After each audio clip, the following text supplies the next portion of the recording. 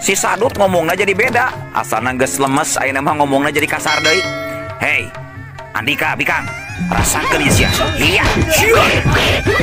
Si Sadut langsung nyebrut narajang, nyabetkeun bedogna ka eta si Wanoja. Iu, kuilang. Yuk. Gerakan si Sadut nalika nyabetkeun bedogna memang lumayan cepet.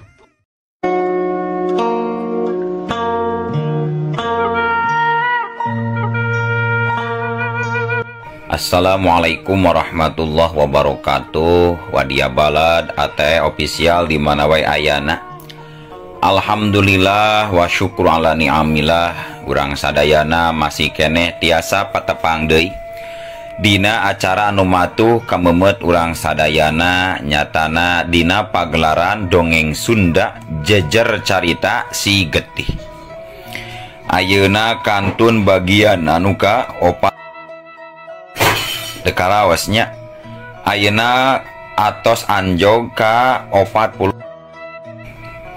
Atuh kukitu kukieuna sumangga kanu teu acan ngelek jeung ngomena supados tiasa dilekan sareng dikomenan. Laina naon ngarah langkung pogot dina manco sareng ngabandungan ieu jejer carita Si Getih teh. Sareng belah ditu nama ngarah langkung semangat kasih mamang anu nyandak ieu dongengna.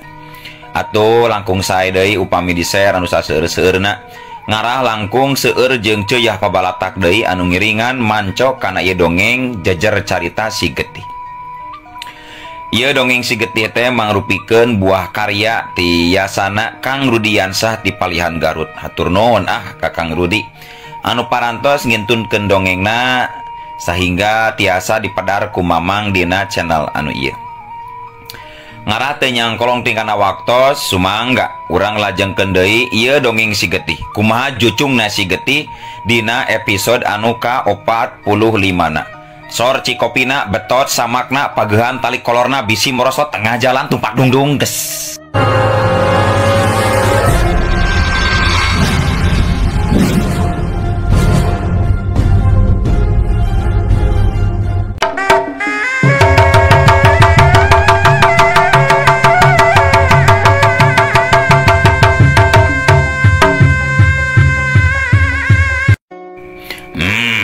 Akur ari kitu mah atuh.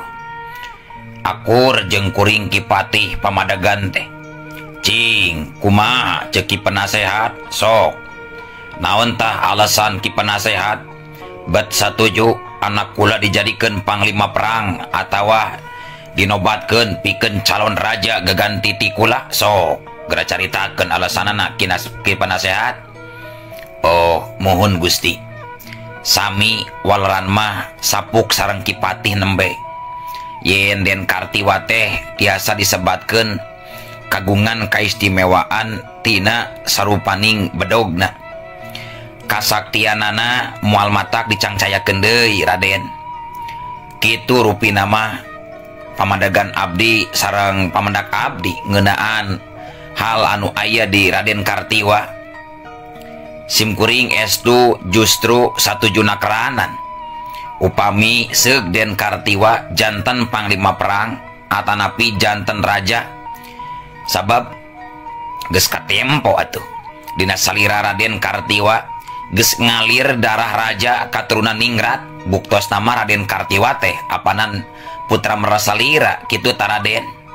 Margi simkuring jadi yakin kana kemampuan sareng kana kepribadian Raden Kartiwa kitu manawi Raden. Kitu geningan jawabanna teh Kartiwa. Kipatih jeung Ki Penasehat duanana akur. Pada boga alasan masing-masing dina enggoning satuju cenah. Lamun mah ama nangtukeun hidep jadi panglima perang nalika engke perang Pageto. Jeung deui Kipatih jeung Ki Penasehat satuju upamana salira Kasep anaking dinobatkeun calon raja gaganti ti ama. Cing, kumaha ari prajurit-prajurit naha satuju atawa henteu? Lamun maseug anak kula anu jadi panglima perang ke Pageto atawa sekaligus dinobatkeun calon raja gaganti kuring, sok satuju atawa henteu? Ceuk Raden Tarya Jayakusuma kadenge tumanya deui ditujukeun ka prajurit-prajurit anu keur aya di eta patempatan. Atuh ceuk prajurit satuju Gusti, Kanjeng Gusti satuju kabeh prajurit ngajawab saur manuk patembalan ampir rempeg nyebutkeun satuju kana dijadikeun panglima perang jeung diangkat jadi calon raja. Raden Tarya Jayakusuma kakartiwa anu direret gancang ngeluk tungkul. Raden Tarya Jayakusuma kadenge nyarita ditujukeun kakartiwa anu keur ngeluk tungkul, nyaritana dibarengan atawa kalawan Daria.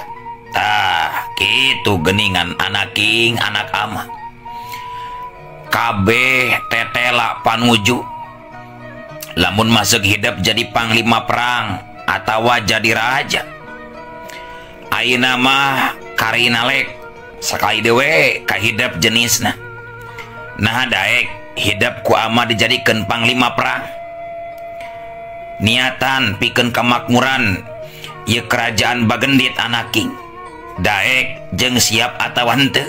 Ceuk Raden Tarya Jayakusuma bari neuteup antep ka Kartiwa salaku anakna. Kartiwa kadenge ngawalon lalaunan bari tungkul. Upami leres mah percanten sadayana ka abdi. Nya sumangga we ama. Abdi kersa dijantenkeun panglima perang ku salira ama. Nanging sateu acana abdi sejatu maros heula ka jalmi sagadengeun abdi ama. Nah badenya tujuan atanapi mualna. Abdi janten panglima perang sateu acan janten raja. Abdi bade tumaros heula ka jalmi anu aya di sagigireun abdi ama. Walon Kartiwa leuwih Daria deui dina cumaritana. Ai nya asa kaingatan ama oge. Cing hidup Sakarwati. Nah bakal satuju lamun maseg anak kula jadi raja engke. Pun kitu deui jadi panglima perang mangsa ngungkulan peperangan dina waktu 2 poe anu bakal dipaju. Nah satuju anjeun Sakarwati. Abdi mah ngiringan we Gusti Prabu. Abdi sami satuju. Nanging saumpamina percanten mah ka abdi. Abdi kagungan niat hoyong ngiring ka medan perang. Kitu manawi Gusti. Kitunya. Ke. Rada berat ieu nangtukeun sikapna kakulana Sakarwati. Lain teu percaya kana kemampuan hidup. Tapi hidup teh jalma anyar pinanggi. Piraku datang-datang jol kudu nandonkeun nyawa melaan kakawasaan kula raja kerajaan Bagendit. Keula rada berat ieu walaranana. Tapi abdi ikhlas Gusti. Ngiring rumojong ngiring bajoang. Nyalametkeun kamakmuran kota raja Bagendit. Nyalametkeun rakyat-rakyat alit. Kitu oge upami diwidian Gusti. Upami henteu mah nya teu sawes-wios we Gusti. Sim abdi ayeuna langkung sae bade miyos. Upami teu diwidian mah bade neraskeun deui lalampahan. Bade neraskeun tapak lengkah jisim abdi anu kapegat kamari Gusti. Ngadenge caritaan Sakarwati saperti kitu. Kartiwa katingali paromanana rada robah. Oge kabeh jalma nu aya di dinya tuluy silih teuteup. Langsung Kartiwa cumarita lalaunan ka Sakarwati. Sakarwati ulah ninggalkeun deui akang atuh. Kamari akang geus capek-capek maluruh laratan ngeunaan Sakarwati. Manya ayeuna arek ninggalkeun deui akang meuni tega Sakarwati mah ulah kitu ah. Cing karunya atuh ka akang Sakarwati. Ceuk Kartiwa bari neuteup ka Sakarwati. Anu diteuteup jempe teu nembalan. Malah kadenge nyarita deui ditujukeun ka Raden Tarya Jayakusuma. Kumaha Gusti? Kinten-kintena bade ngawidian moal ka diri abdi. Upami diri abdi seja ngiring ka medan perang ngarencangan Kakang Kartiwa. Ke. Raden Tarya Jayakusuma nyelang narik napas jero na keranan langsung pok Cumarita. Eta kumaha cek Kartiwa, nah ngijinan mual hidup. Umpamana eta Sakarwati hayang ngilu ka medan perang, cik amah hayang ngupingkeun cek Kartiwa ngijinan atau mual hidup kasep Kartiwa. Abdi mah ngawidian amah. Abdi satuju sareng ngarojong kana pamaksadan sareng paniatan Sakarwati amah, kitu manawi amah. Kartiwa gancang ngajawab tandas ngijinan ka Sakarwati anu keukeuh hayang milu ka medan perang. Nya atuh. Lamun mah salira hidup ngijinan mah heug wae. Hidup Sakarwati bisa milu ka medan perang. Kukula pasti diizinan. Lamun geus diizinan ku Kartiwa mah sok. Hidup bisalah ngilu ka medan perang. Ngan tapi kahade niatna cing hade. Niat ulah karena aya Kartiwa, niat ulah karena hayang buruhan. Tapi niat kudu ikhlas karena Allah. Hayang bumela ka kerajaan Bagendit sekaligus hayang bumela ka rakyat-rakyat anu leutik. Kitu tah Sakarwati. Ceuk Raden Tarya Jayakusuma anu kapaksa ngijinan ka Sakarwati pikeun milu ka medan perang dina poe pageto. Wanci peuting geus sumanding harita teh. Bentang rampang di awang-awang. Maturan dua insan anu keur ngobrol paduduaan. Pok harita teh kadengi Sakarwati anu keur Cumarita. Hampura abdi tadi Kang. Pilih kirang sae atawa kirang sopan. Sikep abdi dipayuneun Gusti Prabu Tarya Jayakusuma Kang. Cek Sakarwati anu harita Cumarita bari sirah nyampai dina tak-takna Kartiwa. Kartiwa gancang nembalan. Bari leungeuna masing-masing tembong pageuh pacakal-cakal. Dina tungtung ramo rasa kacinta mungguh beuki ngemrakan, beuki ngagalura dina hate masing-masing. Manehanana teu jauh beda sapertikeun pasangan kakasih Wanoja jeung Jajaka anu aya di taman eta karajaan. Bae Sakarwati teu nanaon dah, ama oge teu kasinggung teu nanaon. Malahan justru ama sorangan oge jadi ngijinan antuk da Sakarwati. Bahkan ama akang nyalira geus nyatujuan jeung geus nyahoeun kana hubungan urang duaan jeung syukurna teh ama henteu ngalarang kana hubungan urang duaan, teu ngalarang kana perasaan anu dipibanda ku akang ka Sakarwati. Kitu tah Sakarwati. Kitu harita teh kaayaan di kerajaan Bagendit. Oge kaayaan Kartiwa jeung Sakarwati anu bangun geus teu bisa nahan deui rasa anu ngagalura minuhan dadana masing-masing. Kacintana mimiti kuat meungkeut patali batin kaasih anu terus mekar. Sarta loba-loba deui obrolan-obrolan sejena harita teh. Oge obrolan-obrolan dua jirim anu keur kasmaran. Tur nyerelekna waktu anu terus lumaku harita marengan lengkahna barisan-barisan prajurit kerajaan Marake Kuda. Nyaeta ti barisan prajurit kerajaan Tumariswana anu pangheulana bisa nepi ka lembah Lamping Mayit, tempat di mana bakal lumangsungna ngadu jajaten, ngadu jiwa, sarta mertahankeun jeung merebutkeun kakawasaan kerajaanna masing-masing. Pihak musuh can katingali irung-irungna acan euy. Tetela pihak urang anu pangheulana datang ka ieu patempatan. Ceuk Suntara bari pok nyarita deui sarta ngabagikeun paneteupna ka opat barisan prajurit. Sakali deui kahade po gunakeun akal licik jeung picik pikeun ngaruntuhkeun musuh sekaligus ngarebut tahta kerajaanana. Nah ngarti sakabehan. Nyakseni, ngartot, nyakseni, ngartot, ngartot Raden, ngartot, ngartos. Heug atuh, syukur lamun maharan dika sakabe geus ngarti. Ingat, unggal barisan aya anu mimpina. Ngan iwal ti kula jeung pamajikan kula duaan henteu tanggung jawab mimpin barisan. Sabab kula geus gilig rek adu hareupan jeung Raja Bagendit anu ngaranna Tarya Jayakusuma. Kadenge. Kuping, karengo, kuping. Sarta barisan kahiji anu bakal dipimpin ku Ki Banaspati. Barisan kadua dipimpin ku Mbah Buyut Sayuta guru kula. Barisan katilu jeung kaopat dipimpin ku Nini Anbarwati Katut Encang Mamad. Eta barisan anu kudu pangheulana maju ka medan laga. Gunakeun kaparigelan dina ilmu silat olah bela diri. Turutkeun pamimpin masing-masing sangkan pada unggul, ulah mawa kerap sorangan, ulah egois dina naika keur perang campuh.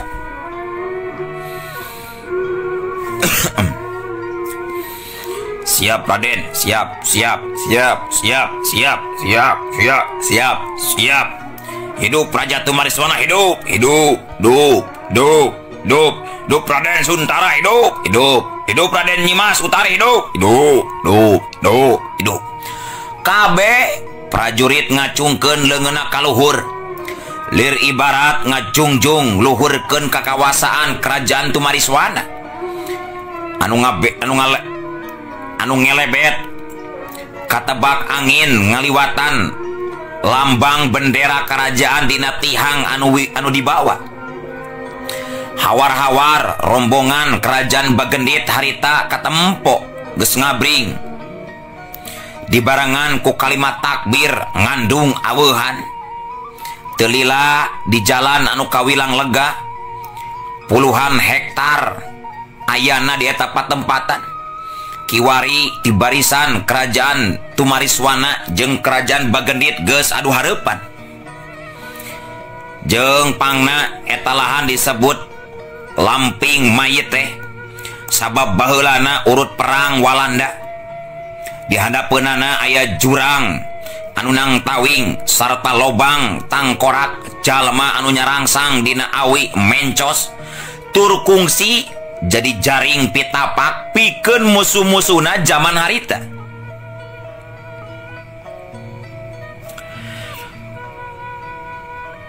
Bagea sugan teh moal daratang. Oh iya nya anu disebut Raja Bagendit anu ngaranna Tarya Jayakusuma teh geus kolot geningan asa teu pira sakepeul jeung bajuna jigana mah. Ceuk Raden Suntara sikapna jumawa ngahampas pisan ka Raden Tarya Jayakusuma. Raden Suntara ngahaja leumpang ngadeukeutan ka Raden Tarya Jayakusuma bari rutret ka luhur ka handap naksir tangtungan jalma anu engkena bakal jadi musuh utamana. Hati-hati Suntara, tong nyampah teuing kanu jadi musuh. Ceuk Mbah Buyut Sayuta ngingetan ka Suntara salaku muridna. Tenang Ki Guru, tenang. Ulah hawa kahariwang Ki Guru. Kula siap pikeun ngalawanan eta si Tarya Kusuma Ki Guru. Raden Suntara ngantelkeun curugna kana biwir ret deui ka Raden Tarya Jayakusuma katut kanu sejena. Ieu deui nya dua nonoman mojang lenjang jajaka gandang anu moal salah deui. Tangtuna silaing anu ngaran Kartiwa jeung Sakarwati teh. Memang kuring anu ngaran Kartiwa jalma anu siap mungkaskeun kahayang jeung nafsu sarakah Andika Suntara. Umur urang teu beda jauh, tong ngarasa jadi raja. Eta bapa kuring anu ngaran Raden Tarya Jayakusuma henteu ridho dihina basa ku Andika seperti kitu Suntara. Tembal Kartiwa ngahaja sikapna jadi sugal sabab jeuk pikirna bae teh teuing sabab Suntara jalma jahat ieu.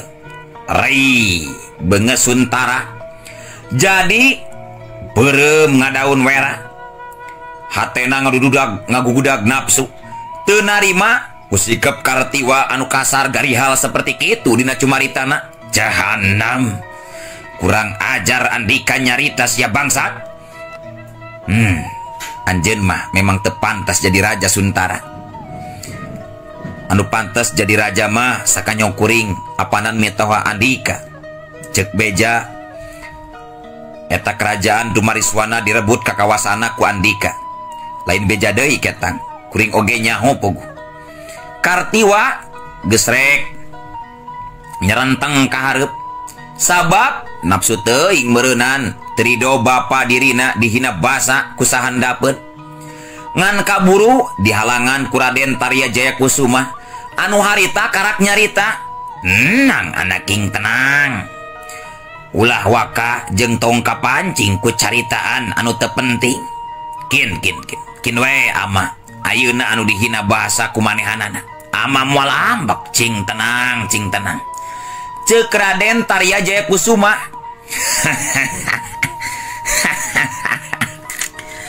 Raden Suntara harita seuri muru deui ka tempatna pok nyarita ka sakabe prajurit. Geratatan-tatan pikeun maju. Kula jeung pamajikan bakal pangheulana nangtang ijen kanu ngaran Tarya Jayakusuma. Lain kitu nyi Mas. Ceuk Suntara nyaritana ditarikeun sangkan kadenge ku pihak anu jadi lawan. Langsung ngareret ka Nyi Mas Utari. Anu direret gancang nembalan. Bener pisan Kang, urang salaku raja jeung permaisuri tangtu kudu adu hareupan jeung anu sabanding. Ngarah elmuna oge henteu gampang teuing dilumpuhkeun ku pihak urang. Bener tembah. Pokona mah gradar we latarung Utari. Kula geus arateun leungeun ya. Hayang ngajajal pangartina anu ngaran si Kartiwa sarta kahebatan bedogna anu katelas gede cenah hebat pajarkeun. Sok we we tarung. Pokona mah urang bagi-bagi we lawan urang. Hayo. Bener pisan Nyi Mas, kula oge ya. Salaku patih si Banaspati kudu adu hareupan jeung patih deui ya. Coba mana patina sang hareupan di dewek. Sambung Ki Banaspati. Ninian Barwati teleh geleng. Pok manehanana oge ngilu cumarita. Kula oge Ninian Barwati jeung ieu murid kula anu katelana encang pamad nangtukeun sikap pikeun nangtang ijen wawasen kawan Janggora anu ngaran Sekarwati. Mana jalmana? Eta lain cucungukna. Urang hantam jeung urang pepekeun ta babangusna. Ceuk Nini Ambarwati bari nunjuk ka palebah Sekarwati anu masih keneh ngajanteng nangtung jeung tetep tenang sikapna. Pok Sekarwati kadenge nembalan. Bener, kuring anu ngaran Sekarwati siap narima panangtang ti diri anjeun. Ceuk Sekarwati gancang ngajawab jeung nembalan omongan ti Nini Ambarwati. Hebat. Jual narima kitu bae panangtang ti diri dewek. Sekarwati, bener eta teh Andika bakal sanggup narima panangtang ti diri kula. Hah? Bener Andika? Tangtu sanggup. Ngan kuring menta tarungna tong di dieu. Ngaraleuwih laluasa kuring siap nyang hareupan dua lawan sekaligus deuleu. Hade, lamun kitu mah hayu tuturkeun kula ayeuna Sekarwati. Encang Mamat, hayu tuturkeun kula encang. Heug ni, heug. Hei Sekarwati, hayu tuturkeun kula duaan hayu. Heug, nam, kuring nuturkeun. Tapi samemeh Sekarwati ngajorelat luncat ninggalkeun eta patempatan kadenge Kartiwa cumarita.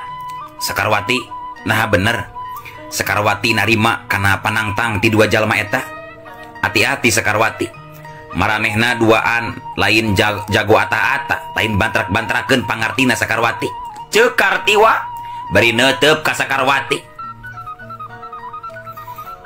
Sekarwati gancang nembalan. Tenang Kang, abdi pasti bisa mawa diri jeung bisa ngajaga diri sekaligus Kang. Tenang, ulah wancewang ulah hariwang Kang. Hayu Kang, juang sarua berjuang Kang. Tumpurkeun tindak laku kajahatan Kang. Kabeh tuman ayeuna mah urang rungkadkeun sakabehna Kang tindak laku kajahatan Kang. Atuh hari kitu mah gua ya Sekarwati. Ku akang didoakeun mudah-mudahan Sekarwati anjeun tarung aya dina kamenangan jeung kaunggulan Sekarwati. Mohon Kang, hatur nuhun tina pidoana Kang. Hei, Sekarwati. Nah, kalakah ngobrol seperti kitu sia? Ayo, tuturkeun kaula duana Sekarwati. Ceuk Nini Ambarwati keselen jiga nama ningali Sekarwati ngadon ngobrol jeung Kartiwa. Nya, hayu Nam. Hayu, kudu nuturkeun. Heuh, ayo tuturkeun dewek sia. Iya. Corelak, jeleng, jeleng, jeleng, jeleng, kolebat, kolebat, kolebat.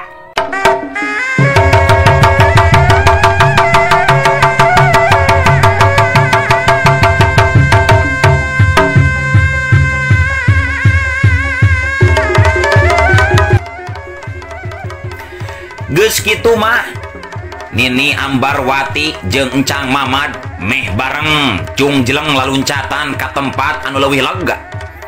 Disusul ku Sekarwati harita teh sarta meh bareng narapak kana lemah jelegeden jelegeden. Tiluanana pancuh dina tangtunganana.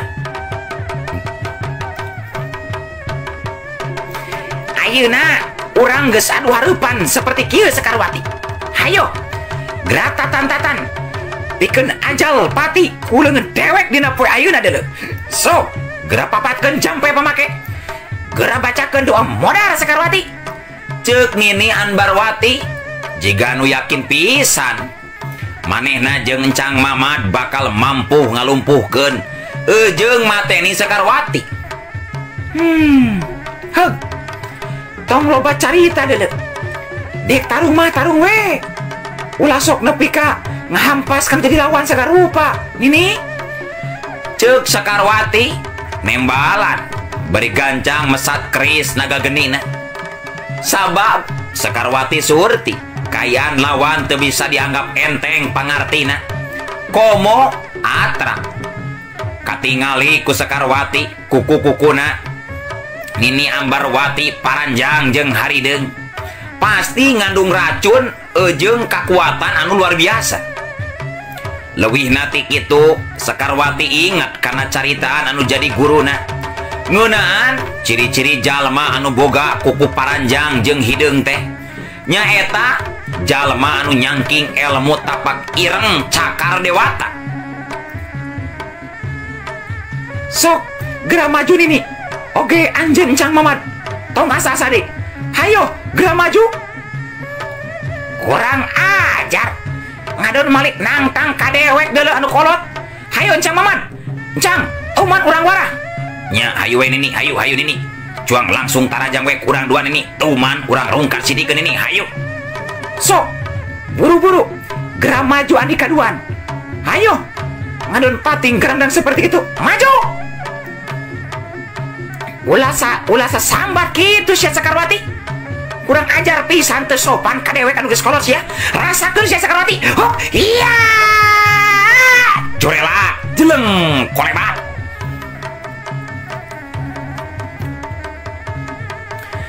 Jirim Nini Ambarwati langsung ngajorelat loncat maju narajang ka Sekarwati.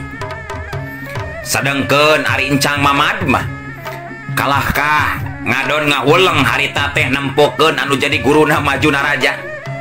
Sebuk wuk hiu.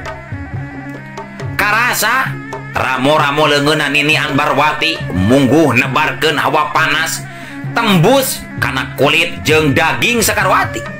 Hiu, coela, jeleng, koleba, plos. Sekarwati nalika diserang kuku-kuku Nini Ambarwati manehna ngagilakeun awakna kagigir atuh panarajang ti Nini Ambarwati ngeplos nyamos ngadahar tempat kosong. Panarajang Nini Ambarwati ngeplos ka tempat anu kosong sabab jirimna Sekarwati cepet nakranan nyingkahan panarajang anu jadi lawana. Malahan harita teh prajurit kerajaan oge geus pating salebrut silih tarajang di komandoan ku Raden Suntara. Mbah Buyut Sayutage sarua harita geus nempatkeun diri pikeun adu hareupan jeung Kartiwa. Pon kitu deui Ki Banaspati salaku patih di kerajaan Tumariswana geus adu harepan jeung Patih kerajaan Bagendit, geus ragot tarung begalan Patih. Sora Pating galero prajurit-prajurit anu ngagebrag musuh sakaligus anu nahan kanyeri minuhan eta patempatan. Nalika kabenangan ku pakarang anu lawan-lawan, kadenge sora Pating koceak, Pating jorowok, mata klinu jeung keung pikeun jalma anu ngadengena.